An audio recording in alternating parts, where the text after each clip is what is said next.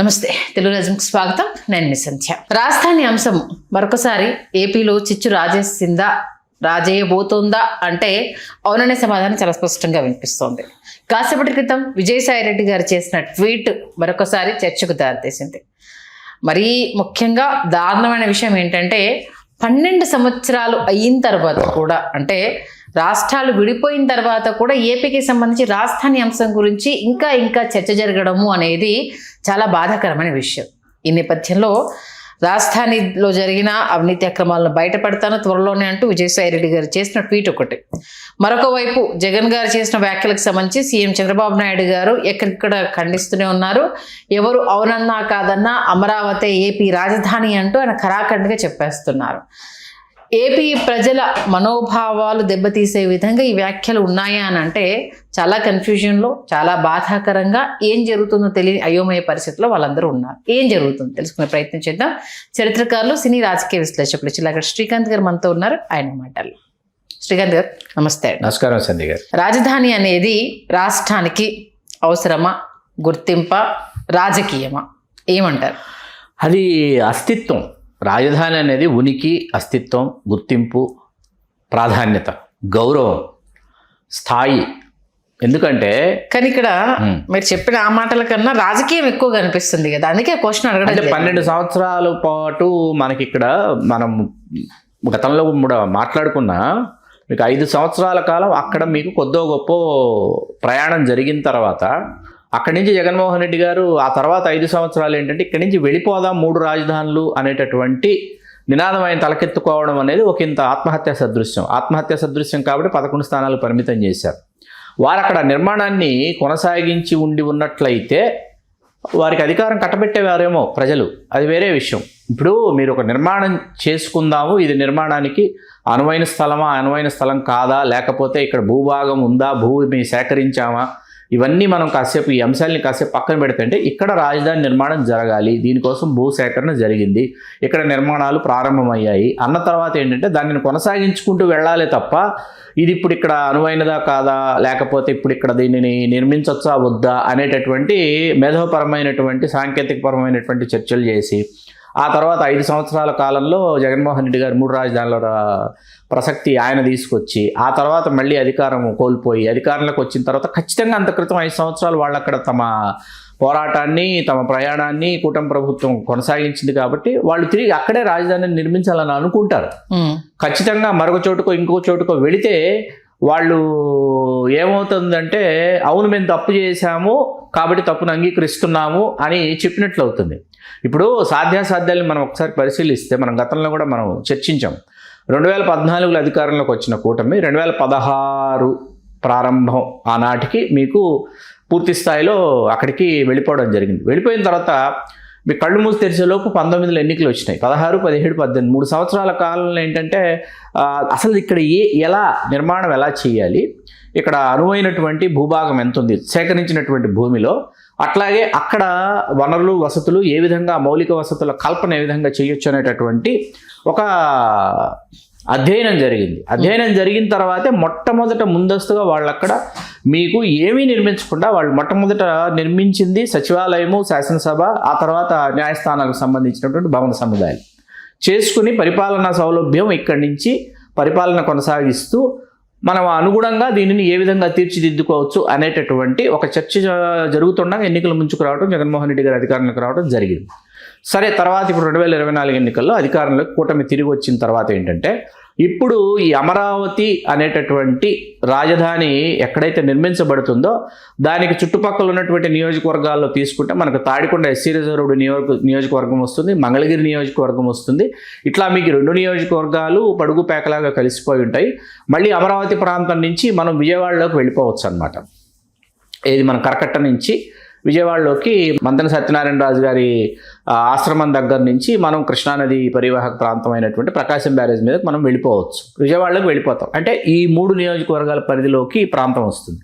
వచ్చినప్పుడు విజయవాడ ఇప్పటికే అది అభివృద్ధి చెందినటువంటి నగరం కాబట్టి దానిని కాసేపు పక్కన పెడితే తాడికొండ ఎస్సీ రిజర్వ్డ్ మరియు మంగళగిరిలో ఇవాళ ఏమైందంటే ఎవరూ ఊహించని విధంగా మంగళగిరిలో అంత క్రితం మీకు ఎన్ఆర్ఐ హాస్పిటల్ అంటారు, ఎయిమ్స్, ఇవన్నీ కూడా అక్కడికి వచ్చేసాయి.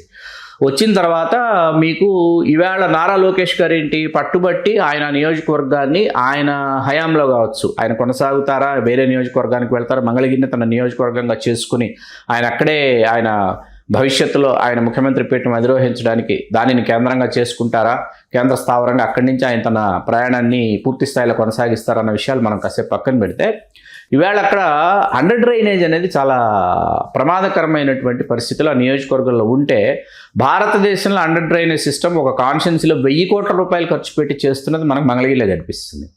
అట్లాగే స్వచ్ఛ నీటి కోసం అనమాట, తాగునీరు కోసం 400 కోట్ల రూపాయలు అక్కడ కేటాయించడం అక్కడ కనిపిస్తుంది.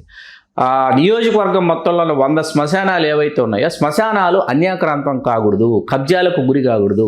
మనం చూస్తున్నాం శ్మశానాలు ఈ మధ్యకాలంలో ఏ విధంగా తయారవుతున్నాయంటే, తెలియకుండా ఇక్కడ శ్మశానం ఉండేది అంటే లేదు శ్మశానం కాదు వీళ్ళ స్థలాలు అయిపోయాయి అనేటువంటివి మనమే మన జంట నగరాల్లో మనం బోలెడని చూసాం. అట్లా శ్మశానాలు అన్యాక్రాంతం కాకూడదని నియోజకవర్గ పరిధిలో 100 శ్మశానాల్ని ఆధునీకరించినటువంటి శ్మశానాల బృందావనాలు అన్నట్టు తయారు చేశారు. అలాగే మరీ ముఖ్యంగా ఏంటంటే, ఆంధ్రప్రదేశ్లో చాలా ప్రామాణికమైనటువంటి పుణ్యక్షేత్రాలలో పానకాల లక్ష్మీనరసింహస్వామి దేవస్థానం మంగళగిరిలోనే ఉందన్న విషయం మనం గుర్తుపెట్టుకోవాలి. ప్రామాణికమైనటువంటి ఆంధ్రప్రదేశ్లోనే పేరెన్నికగన్న పుణ్యక్షేత్రం పానకాల లక్ష్మీనరసింహస్వామి దేవస్థానం మంగళగిరి నియోజకవర్గంలో ఉంది. దాని పురోభివృద్ధి ఒకవైపు జరుగుతుంది, మహంకాళి దేవాలయ పురోభివృద్ధి మరొక వైపు జరుగుతుంది. ఇక్కడ ఇన్ని అంశాలు ఇక్కడ ఏంటంటే, ఇక్కడ ఇవన్నీ కూడా కలగలిసిపోయినటువంటి నేపథ్యం. అట్లాగే రహదారులను వెడల్పు చేసేటటువంటి కార్యక్రమం ఒకటి పెద్ద ఎత్తున అది కొనసాగుతోంది. నియోజకవర్గంలో అందరికీ అందుబాటులో ఉండేటటువంటి శాసనసభ్యుడు ఆయన రాష్ట్ర మంత్రి అయినప్పటికీ, విద్యాశాఖ మంత్రి, ఐటీ శాఖలకు మంత్రి అయినప్పటికీ, రాష్ట్ర మంత్రిగానే కాకుండా శాసనసభ్యుడిగా ఆయన అందుబాటులో ఉన్నటువంటి తీరు, ఇవి మనకేంటంటే అభివృద్ధి జరుగుతోంది, అభివృద్ధి జరగడం లేదు, అట్లాగే వ్యతిరేకత మూట కట్టుకుంటున్నారు అనేది అవాస్తవము. మీకు అమరావతి అనేటటువంటి రాజధాని రేపు నిర్మించబడింది, ప్రస్తుతం నిర్మాణ దశలో ఉంది. మీరు అమరావతి అనేటటువంటి రాజధాని చేరుకోవాలంటే మీరు విజయవాడ నగరంలో నుంచి, ఆ తర్వాత తాడికొండ ఎస్సీ రిజర్వ్డ్ తాడికొండ నియోజకవర్గంలోంచి మరియు మంగళగిరి నియోజకవర్గాల్లో నుంచే అమరావతి ప్రాంతానికి చేరుకోవాలి. తిరిగి మళ్ళీ మీరు వెలుపలికి రావాలంటే, ఏదైతే గుంటూరు విజయవాడ ఆ హైవే ఉంది, ఆ హైవే మీదకి రావాలంటే మీరు మళ్ళీ మంగళగిరి నియోజకవర్గంలో నుంచి తాడికొండ ఎస్సీ రిజర్వ్డ్ నియోజకవర్గంలో నుంచే ఈ హైవేల మీదకి రావాలి. ఇక్కడ మరీ ముఖ్యంగా మీకు నేను గుర్తు చేయాలనుకుంటున్న విషయం ఏంటంటే, ఒకవైపు ఖచ్చితంగా మీకు కృష్ణానది ప్రవహిస్తూనే ఉంటుంది, కృష్ణానది పరివాహక ప్రాంతం అది. ఒకవైపు ఇది నేషనల్ హైవే అనుకోండి, కుడి చేతి వైపు మీకు ఖచ్చితంగా కృష్ణానది ప్రవహిస్తూ ఉంటుంది. కృష్ణానదికి సంబంధించినటువంటి కాలువలు ఏవైతే ఉన్నాయో ఆ కాలువలన్నీ కూడా దిగువన ఉన్నటువంటి నియోజకవర్గాల్లోకి, ఆ గ్రామాల్లోకి ఆ కాలువల ద్వారా వ్యవసాయం జరుగుతూ ఉంటుంది. This is very clear picture అనమాట. మీకు అమరావతి ప్రాంతానికి చేరుకోవాలి అంటే మంగళగిరి నియోజకవర్గంలో నుంచే వెళ్ళాలి. ఒకప్పుడు మంగళగిరి నియోజకవర్గం ఏంటి, దేవస్థానము, ఏది పానకాల లక్ష్మీనరసింహస్వామి దేవస్థానము, క్రింద అద్భుతమైనటువంటి దేవాలయం ఉంటుంది, పైన ఉగ్రరూపుడైనటువంటి నరసింహస్వామి ఉంటారు. ఈ దేవస్థానాలకి ఏవైతే సేవలు జరుగుతాయో, లేకపోతే జాతరలు జరుగుతాయో, లేకపోతే ఉత్సవాలు జరుగుతాయో, ఆ సమయాల్లో వచ్చేటటువంటి భక్తులతో పాటు రోజువారీ వచ్చేటటువంటి భక్తాదులు, వీళ్ళని కాసేపు పక్కన పెడితే మీకు మంగళగిరి నియోజకవర్గంలో పద్మశాలి సామాజిక వర్గం, చేనేత కార్మికులు పెద్ద ఎత్తున ఆంధ్రప్రదేశ్లోనే అధిక సంఖ్యలో మనకి నివసిస్తున్నటువంటి ఓటర్లుగా ఉన్నటువంటి ప్రాంతం మంగళగిరి.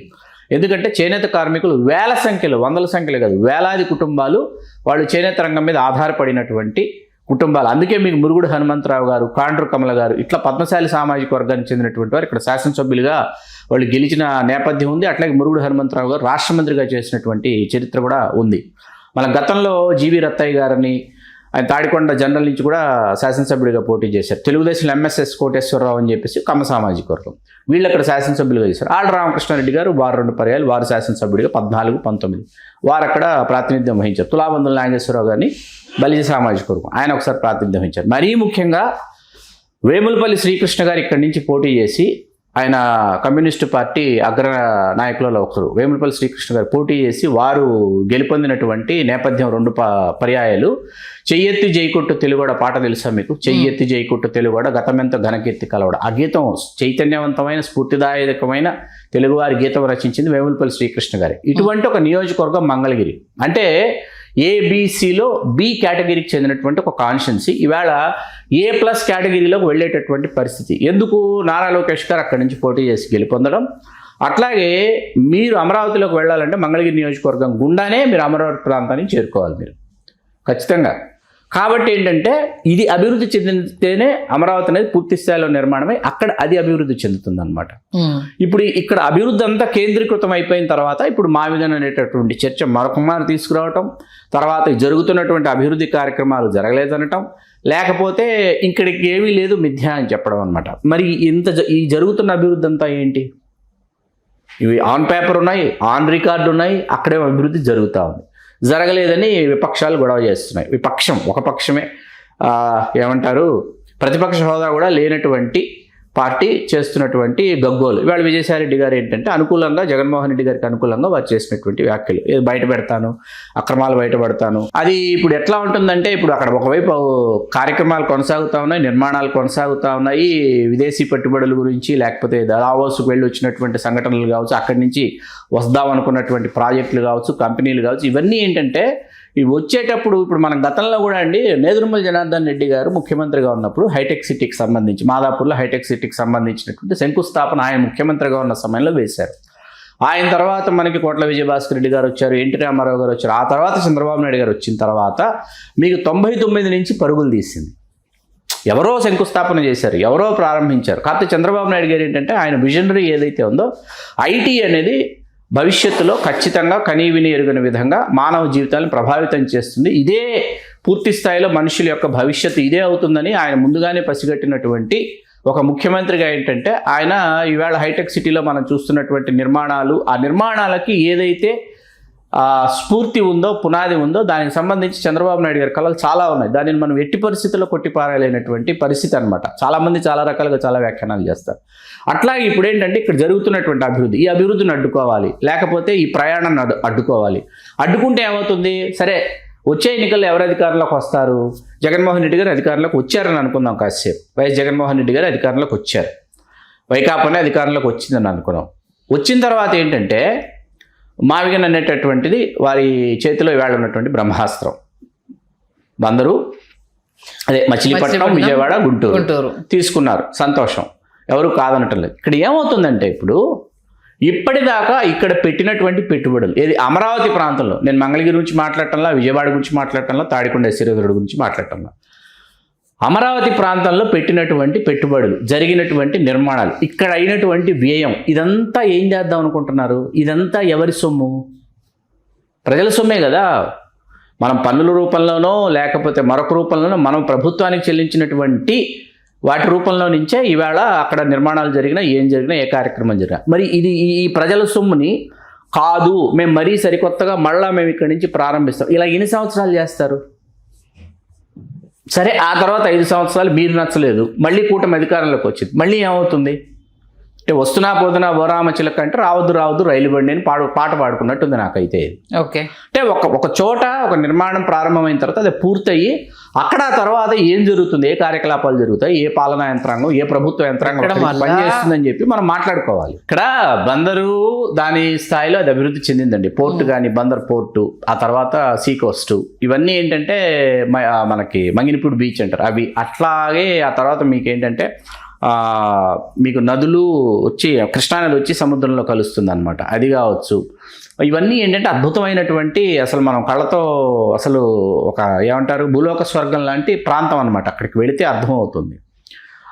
ఇక్కడ ఏంటంటే ఆ ప్రకృతికి ఆలవాలమైన అనువుగా ఉన్నటువంటి ఆ ప్రాంతాన్ని అలా ఉంచేసి దాని జోలికి మనం వెళ్లకుండా, సముద్రం జోలికి, నది జోలికి మనం వెళ్లకుండా, మనం సరికొత్త ప్రాంతంలో సరికొత్తగా రాజధాని నిర్మించుకోవడం చాలా సౌలభ్యంగా ఉంటుంది. బందర్ నుంచి విజయవాడలోకి రావాలంటే 2 గంటలండి బై రోడ్డు. ఎంత స్పీడ్గా మీరు వచ్చినా, రకరకాల స్పీడ్ బ్రేకర్లు, ట్రాఫిక్ అన్ని దాటుకుని వచ్చేటప్పుడు 2 గంటల సమయం పడుతుంది. విజయవాడ నుంచి మళ్ళీ గుంటూరుకు 1 గంట వేసుకోండి మీరు, ఎంత స్పీడ్గా వచ్చినా. ఆగి వచ్చినా కూడా 1 గంట సేపు పడుతుంది గుంటూరు సిటీలోకి రావడానికి. ఇది వాస్తవానికి విజయవాడ నుంచి గుంటూరు హైవే అనమాట. ఇది అభివృద్ధి చెందినటువంటి ప్రాంతం. ఇవాళ అక్కడ అమరావతి వస్తుందని చెప్పి ఇవాళ ఏ గుంటూరు విజయవాడ హైవే గురించి మనం మాట్లాడుకుంటున్నాం, ఆ హైవేకి అటు ఇటు కూడా ఇవాళ ఆకాశ హర్మ్యాలు వచ్చేసాయి, హోటల్స్ వెలిసాయి, స్టార్ హోటల్స్ వెలిసాయి, తర్వాత మీకు కనీవిని ఎరుగని స్థాయిలో రియల్ ఎస్టేట్ వెంచర్లు వచ్చాయి. అవన్నీ కూడా విజయవంతంగా అక్కడ కొనసాగుతాం. ఇప్పుడు దీన్ని కొత్తగా మళ్ళీ ఇక్కడికి వచ్చి మళ్ళీ ఇక్కడి నుంచి మళ్ళీ అభివృద్ధి మొదలు పెడతాం అన్నది ఏమవుతుందంటే ఒక సరికొత్త నగరం అక్కడ నిర్మించబడుతుంది. ఓకే, ఒక సరికొత్త నగరం, ఏ నగరం మీకు రాత్రికి రాత్రి ఎక్కడ ఎప్పుడు నిర్మించబడలేదండి. ఏ రాజధాని కూడా ఎప్పుడు ఎక్కడికెక్కడ రాత్రికి రాత్రి నిర్మించబడలా. ఇవాళ మీరు ఎప్పుడు హైదరాబాద్ వచ్చి చూశారో నాకు తెలియదు. నేను 1989 చివరిలో హైదరాబాద్కి వచ్చి హైదరాబాద్ని చూసినటువంటి ఆ హైదరాబాద్ ఇవాళ లేదు. నేను ఆ రోజు చూసిన హైదరాబాద్ ఇవాళ ఎక్కడ ఎట్టి పరిస్థితుల్లో నాకు కనిపించదు. అది అభివృద్ధి దశల వారీగా అయిపోయింది కదా. నేను పోస్ట్ గ్రాడ్యుయేషన్ చేస్తున్నప్పుడు ఉస్మానియా యూనివర్సిటీలో పోస్ట్ గ్రాడ్యుయేషన్ చేయడానికి వచ్చి పరీక్షలు రాస్తున్న సమయంలో ఉదయం టిఫిన్ చేయాలంటే ఒక పెద్ద ఏమంటారు, నేను చెప్పేది 1996, 97, 98, 96, 97, 97, 98 అనమాట. MA previous, MA final. అప్పుడు టిఫిన్ చేయాలంటే ఒక పెద్ద యుద్ధం అనమాట. ఉదయమే లేచి టిఫిన్ ఎక్కడ దొరుకుతుందా అని చెప్పేసి ప్లాన్ చేసుకుని, పలానా చోట ఎక్కడో టిఫిన్ దొరుకుతుందంటే జాగ్రత్తగా ప్లాన్ చేసుకుని ఆ టైం వెళితేనే టిఫిన్ దొరికేది. మీకు అర్థమవుతుంది కదా. ఏది 96, 97, 98 నాటికి నేను చెప్తున్నాను. ఇవాళ మనకి ఎక్కడ అంటే అక్కడ మనకి టిఫిన్ సెంటర్లు వెలిసాయి, బండ్లు వచ్చాయి, అవి వచ్చాయి, ఇవి వచ్చాయి, రెస్టారెంట్లు వచ్చాయి, వేరే విషయం.